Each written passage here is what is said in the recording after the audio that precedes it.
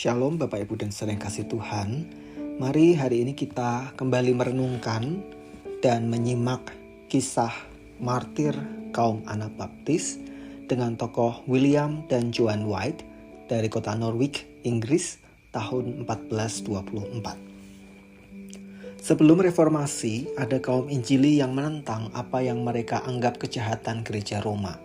Suatu kelompok di Inggris yang diorganisasikan secara longgar yang disebut The Lollards menentang anggapan roti dan anggur yang benar-benar berubah menjadi tubuh dan darah Kristus, hidup tanpa menikah bagi imam, larangan untuk mempelajari kitab suci, dan kepercayaan-kepercayaan dan praktik-praktik umum lainnya. Mereka bertemu secara rahasia di rumah-rumah kediaman untuk membaca Alkitab, mengelola sebuah gereja bawah tanah yang berhasil, dan pada waktu-waktu tertentu mengadakan khotbah di tempat umum. Ketika Henry ke-6 yang masih muda menjadi Raja Inggris, beberapa orang dari kalangan mereka mengkhotbahkan agama mereka secara terbuka dengan berani menentang kekayaan dan hak-hak istimewa bagi para imam Roma. William White adalah salah satu pengkhotbah yang berbuat demikian.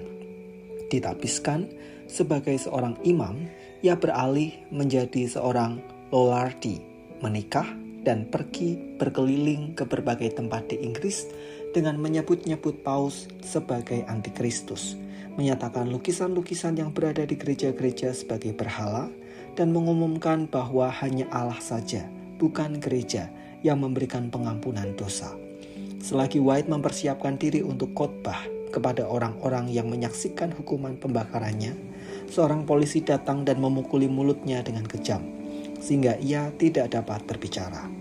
Kehidupannya yang kudus tetap diingat oleh anggota-anggota Lollard yang lain, terpelihara oleh pelayanan Joan, istrinya yang masih hidup.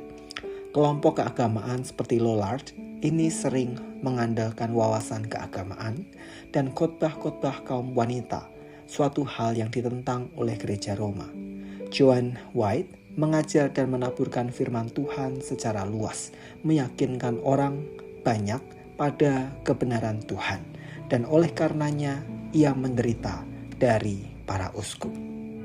Kisah ini kita akhiri dengan bacaan Injil Yohanes pasal 16 ayat 2 yang berbunyi, "Kamu akan dikucilkan, bahkan akan datang saatnya bahwa setiap orang yang membunuh kamu akan menyangka bahwa ia berbuat bakti bagi Allah."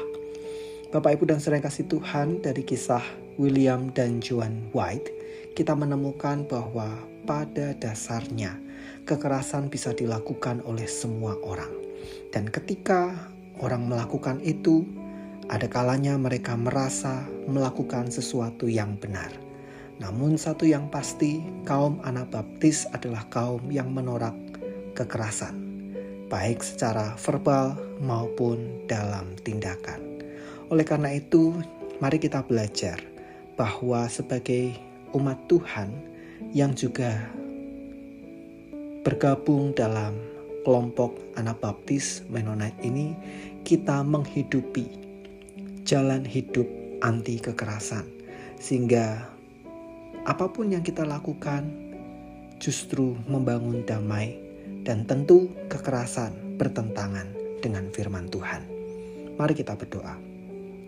Tuhan, kami mengucap syukur karena kami diingatkan untuk menjadi murid-Mu yang tidak melakukan kekerasan dengan alasan apapun.